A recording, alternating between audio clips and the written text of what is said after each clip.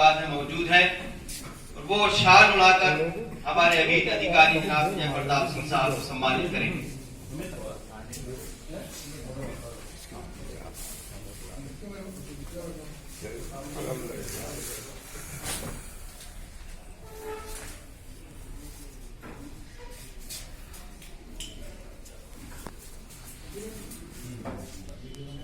गुजारिश है आप लोग तालियों से इस्तकबाल करें।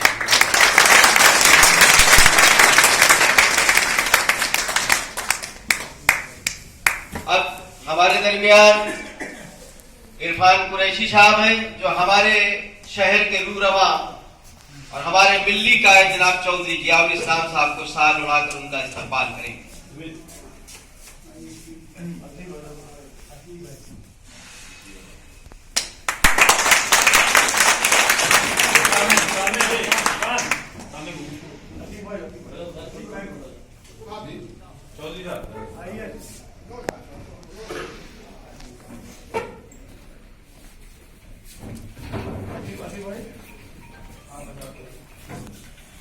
हमारे अतीक भाई साहब हमारे अधिकारी महोदय का शाल उड़ाकर इस्तेमाल।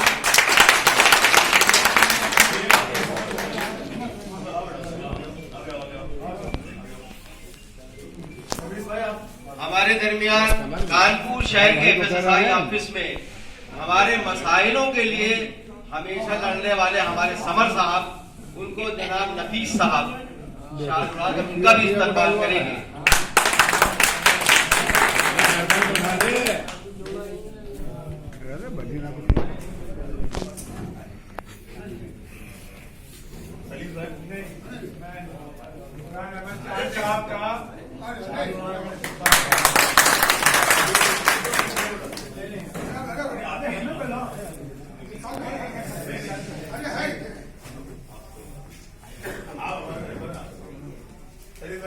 नफीस भाई हाजी मोहम्मद सलीम साहब को शाल उड़ाकर उनका इस्तेमाल करना।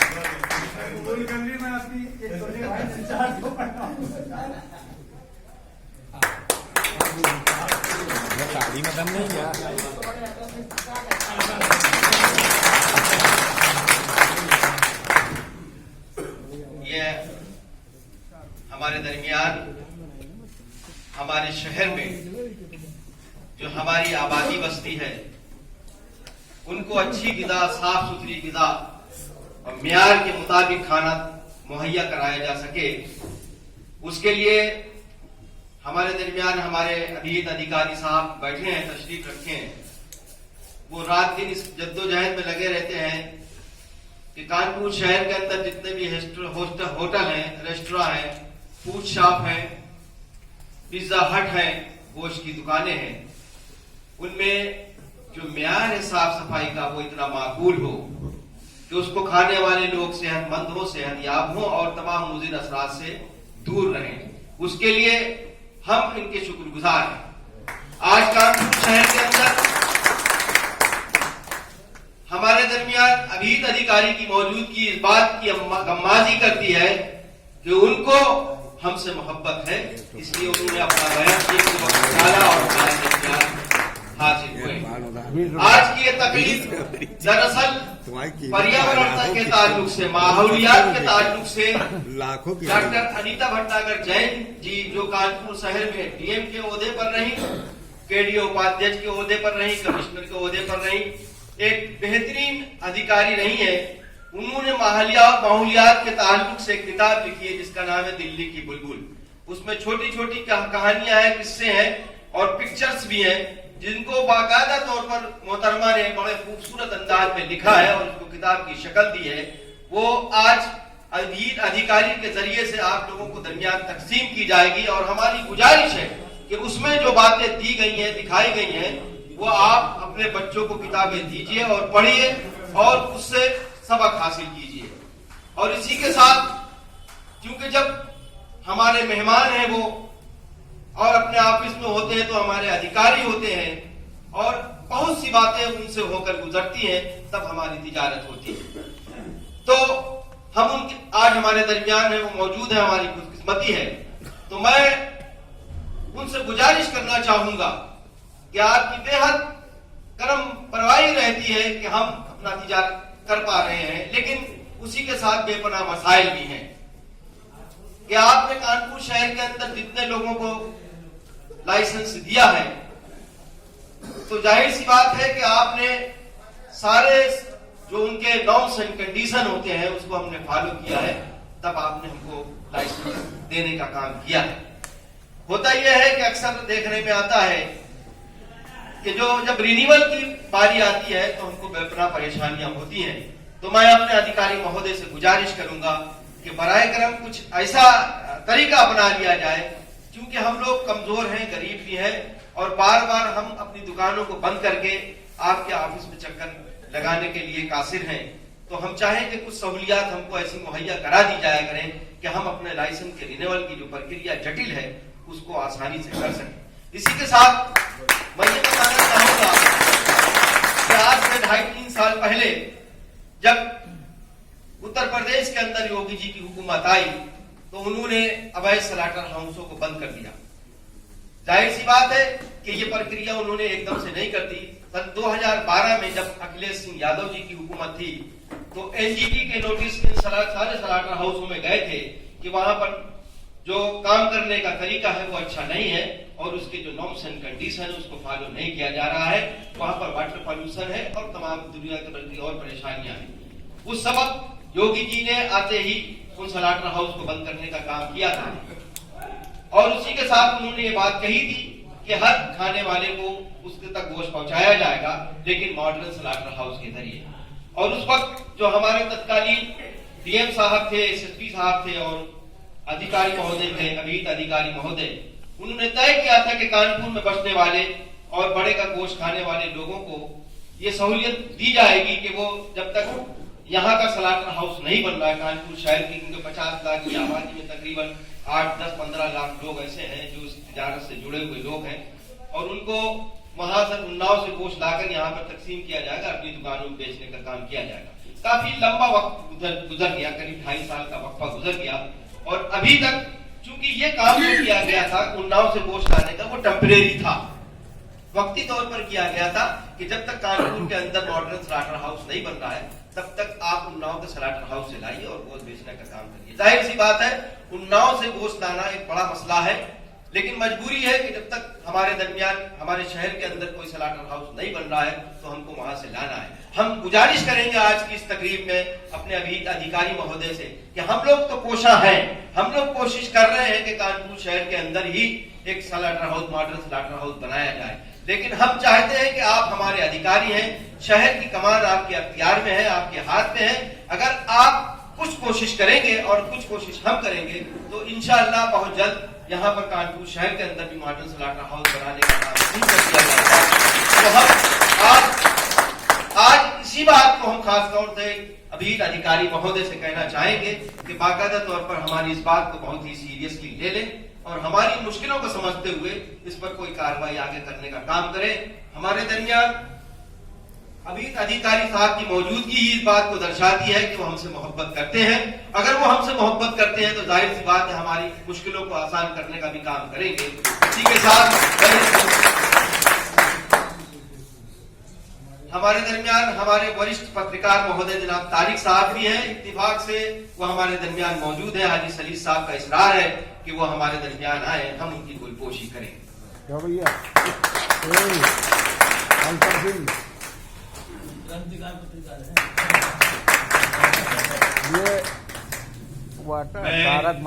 सभी लोगों का शुक्रिया अदा करना चाहता हूँ और मैं ये आज जो आप लोगों ने यहाँ पर जो इकट्ठा हुए हैं ये एक आप ताकत है और इतनी बड़ी ताकत है, यहाँ पर आपने अपनी ताकत को दिखाया है।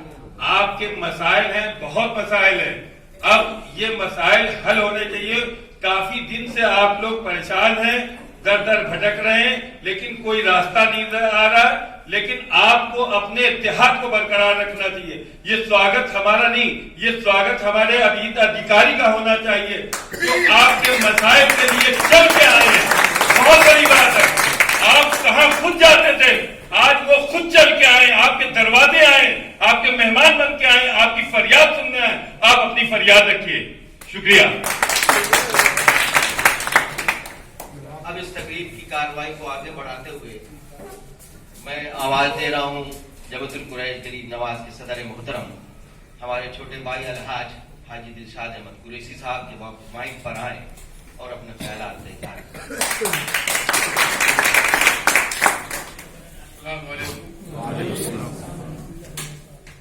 दोस्तों, साथियों, डेस्क पर मौजूद ऑल इंडिया माइनॉरिटी बोर्ड के अध्यक्ष मोहतरम, मिल्लत के रहनुमा चौधरी जहर इस्लाम साहब, सुन्नी उलमा काउंसिल के महामंत्री हाजी मोहम्मद अली साहब, हमारे आज के मुख्य अतिथि श्री विजय प्रताप सिंह जी, अभिहित अधिकारी, समर साहब, दीगर जो भी हमारे लोग मौजूद हैं जिनके नाम मैं नहीं ले पा रहा हूँ, सबका मैं दिल से स्वागत करता हूँ। शुक्रिया अदा करता हूँ। दोस्तों, बिरादरान कुरैश, एक शुरुआती दौर से 2007 से 8 से एक फिक्र महसूस हुई, जिस वक्त देश के अमीर कुरैशियों ने अपनी फैक्ट्रियां बनाना शुरू की। हमारी बर्बादी का दौर वहीं से शुरू हो गई। जो स्लाइडर हाउस नगर निगम द्वारा संचालित थे, जिनमें हमारे लोग काम करते थे और जिनके पास खुर से लेकर सीख तक सारे पैसे उनके पास थे और सारे फायदे भी हमारे बिरादरी के होते थे। लेकिन जब लोगों ने फैक्ट्रियों का मामला शुरू किया, उन्नाव में फैक्ट्रियां लगी, दासना में लगी, रीवा में लगी, जहां जहां भी पश्चिम यूपी में फैक्ट्रियां लगी, वहां पर कुछ परसेंट लोग, 5% लोग इससे कामयाब होने लगे, फायदे उठाने लगे, लेकिन 95% लोग इसमें मायूस हो गए। जो सारे काम अपने करते थे वो सारे काम उनके पास चले गए। नौबत यह है कि इसी कड़ी में अगर 3 साल पीछे हम जाएं तो हमारा काम तक बंद कर दिया गया। कुछ सरकार की नीतियां थी, जो भी था, हमारे स्लाइडर हाउस जो नगर निगम द्वारा चल रहे थे उन्हें अवैध करके बंद किया गया, जबकि अवैध नहीं थे वो। तो हम आपके साथ, आपके बीच आए, कुरैशी बिरादरान इकट्ठी हुई, सबने कोशिश की, मेहनत की, सड़कों पर उतरे और एक रास्ता कायम किया प्रशासन से, जिला प्रशासन से और उत्तर प्रदेश सरकार से। उन्होंने हमारे बीच एक मीटिंग रखी, जिस मीटिंग में आप भी मौजूद थे, सभी लोग थे। उन्होंने एक रास्ता कायम किया कि अब जब तक आपका स्लाइडर हाउस यहाँ पर नहीं खुल जाता या नहीं बन पाता, तब तक आप उन्नाव से अपना माल लाकर यहाँ पर लाइसेंस द्वारा वितरण कर सकते हैं। लाइसेंस मिलना शुरू हुए, काफी धीमी स्पीड से लाइसेंस की और कोई सुनवाई नहीं थी। उसी बीच हमारे नए अधिकारी श्री विजय प्रताप सिंह जी आए। इनके आने के बाद आज 450 लाइसेंस आपके बन चुके हैं और नए कितने आवेदन अभी पड़े हुए हैं और काफी तेजी से काम हो रहा है। कदम कदम में मदद होती है हमारी बीच। कुछ दुश्वारियां भी होती हैं, कुछ दिक्कतें भी होती हैं, जिसको हम आपसे अवगत कराते हैं आपको और उस पर अमल होता है। जिस तरह अभी कहा चांद भाई ने कि ऑनलाइन प्रक्रिया में थोड़ा सा विलंब होता है, अधिकारी महोदय ने शायद नोट भी कर लिया, हो सकता आगे इंशाल्लाह ये सही हो जाए। और हमारी भी निवेदन है अधिकारी महोदय से कि 1 साल का लाइसेंस हमें इशू हो रहा है, यदि 2 साल का लाइसेंस हमें दे दिया जाए तो ये बड़ा उपकार होगा। जिस तरह 1 साल का लाइसेंस हमें दिया जाता है, अगर हमारे अधिकारी महोदय 2 साल का लाइसेंस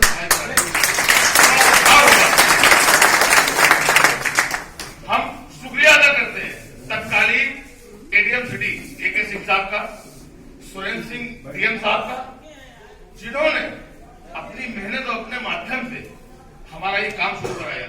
आज पूरी तरह से सुचारू रूप से हमारा काम नहीं हो पा रहा है, लेकिन बिरादरी का कुछ तबका काम कर रहा है। कुछ गोश्त की दुकान चला रहा है, कुछ सौदा बेच रहा है, कुछ लोग मेले में जुड़े हैं, कुछ गोश्त उतार रहे हैं, सब अपने अपने स्तर से काम कर रहे हैं। और हमारे स्लाइडर हाउस के लिए जो 12 करोड़ रुपए पास हो चुके थे, जिसकी एक किस्त 4 करोड़ 70 लाख रुपए आज भी नगर निगम में है। और वो इसलिए है कि हमने PIL डाल रखी है हाई कोर्ट में, जिसका मुकदमा नंबर 3159 है 2018। इसलिए उस पैसों को भी रोका हुआ है। लेकिन सारे काम होने के बाद अचानक काम को रोक देना, स्लाइडर हाउस को ना बनाना, ये एक पूरी शर्म की बात है, पूरी मायूसी की बात है। अधिकारी महोदय मौजूद है और अधिकारी महोदय एक कड़ी है सरकार और हमारे बीच कड़ी है। जहां हम नहीं पहुंच सकते वहां ये हमारी आवाज पहुंचा सकते हैं कि जब हमारा सब कुछ तैयार था उसको रोकने की क्या वजह थी। अगर आप चाहेंगे तो हमारी बात वहां तक पहुंचाएंगे, जिससे हमारे स्लाइडर हाउस बनेंगे और हमारी बिरादरी का उतार होगा। अब आ जाते हैं मकसद पर। आज का जो मकसद है, हमारी पूर्व IAS अधिकारी महोदय श्रीमती अनिता भटनागर जैन जी जो शहर की डीएम में रह चुकी, कमिश्नर में रह चुकी है, 6 पदों पर रह चुकी है। उनके द्वारा लिखी गई दिल्ली की बुलबुल किताब ये पर्यावरण पर साफ सफाई के लिए है, जिसको बांटने के लिए, वितरण करने के लिए हमने अधिकारी महोदय को छीनकर बनाया है, वो आप सबको बांटेंगे। और जिस तरह सलीम भाई ने कहा कि साफ सफाई अल्हम्दुलिल्लाह अल्लाह का शुक्र है कि आप लोग की मेहनत से, हमारी कोशिशों से आज हमारा हर दुकानदार अच्छे टाइल्स लगवाए हैं, शीशे के दरवाजे लगवाए हैं, फ्रीजर रखे हैं, स्टील के इक्विपमेंट्स हैं, साफ सफाई की पूरी सुविधा हमारे पास है। और जो कमियां होती हैं उसको दूर किया जाता है और समय समय में अधिकारी महोदय हमारे साथ कुछ रियायत भी करते हैं, कुछ मानक में हमको छूट भी देते हैं। इसके लिए हम इनके शुक्रगुजार हैं।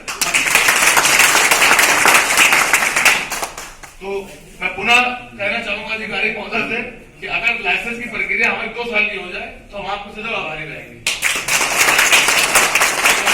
दिल्ली की बुलबुल किताब का वितरण है, मोचन है, वो बटेगी, आप लोग उसको लीजिए, पढ़िए, अपने बच्चों को पढ़ाइए। और जिस तरह सलीम भाई ने कहा कि साफ सफाई तो आधा ईमान है, बेहतर ये है कि हम अपनी काम के अलावा अपनी जिंदगी में भी बेहतर रहें, साफ सुथरे रहें और बेहतर तरीके से काम करें। और ये कहूँगा कि पहली एक किताब हमारे विजय प्रताप सिंह जी के हाथों से जमशेदपुर प्रेस के अध्यक्ष को भेंट कर दी जाए, बाकी अध्यक्ष जी अपने लोगों से यहाँ बैठे हुए लोगों में बताएं। आप एक किताब इनको दे दीजिए विजय भाई।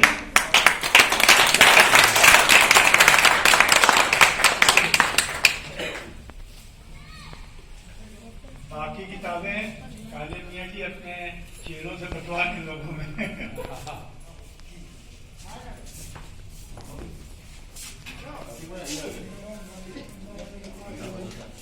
ये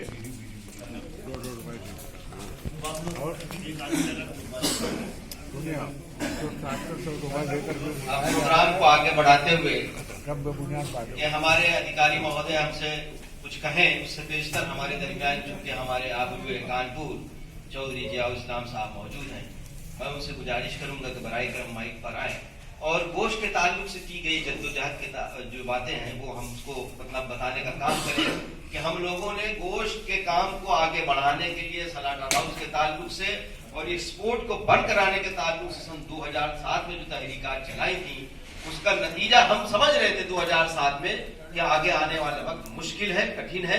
इसलिए हम लोगों ने कुछ होश अल्लाह ने हम लोगों को दिया था कि गोश्त की कंपनियां जो है ये जो एक्सपोर्ट का काम कर रही है हमारे लिए मसला पैदा करेंगी और वो हुआ। और इसी के साथ में चौधरी जियाउल इस्लाम साहब